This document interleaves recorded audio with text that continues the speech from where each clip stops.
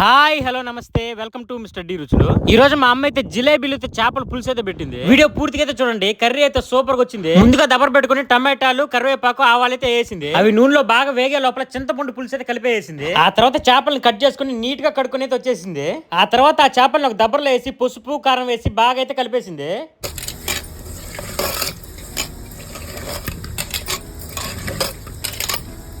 ఇప్పుడు ఆ చేపల్లో మనం ముందుగా కలిపి పెట్టుకున్న చింతపండు రసం అయితే పోయేసింది.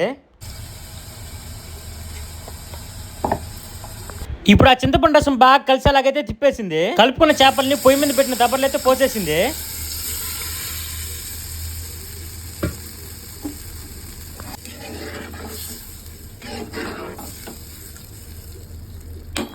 ఇప్పుడు మళ్ళీ కొంచెం పసుపు కొంచెం కారం అయితే వేసింది.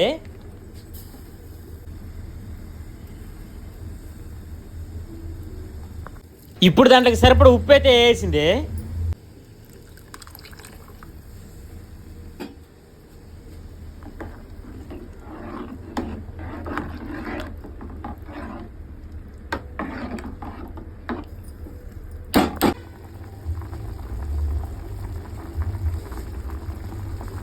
ఇప్పుడు ఆ చేపల పులుసులోకి స్పెషల్ గా ఒక పొడి అయితే దంచుతుంది. ఆ పొడి కోసం కడాయి పెట్టుకుని ముందుగా మెంతులు జీలకర్ర ఆవాలు అయితే వేసింది. వాటిని బాగా అయితే వేయించేసింది.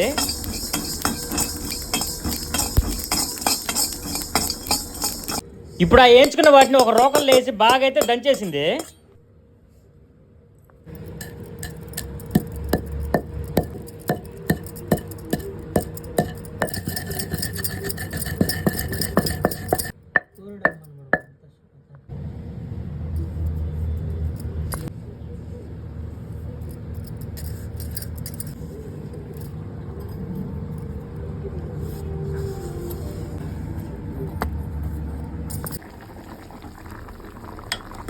చూసారుగా చేపలు ఎలా ఉడవుతున్నాయో. ఇప్పుడు మనం ముందుగా దంచుకున్నాం కదా, ఆ పొడిని ఆ ఉడికే చేపల పులుసులు అయితే వేసేసింది. ఆ పొడే కానీ స్మెల్ అయితే భలే వచ్చింది.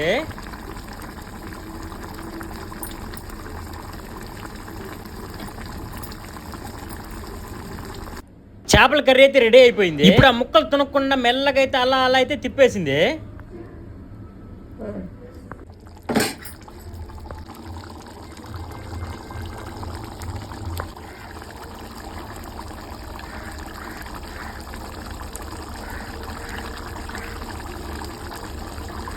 ముక్కలు చెట్లకి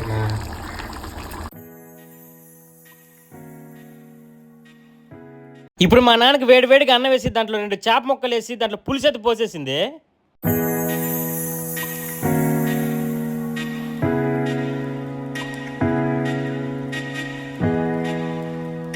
మా నాన్న పులుసుతో బాగా కలుపుకొని దాంట్లో చేప ముక్క పెట్టుకుని తినేసాడు.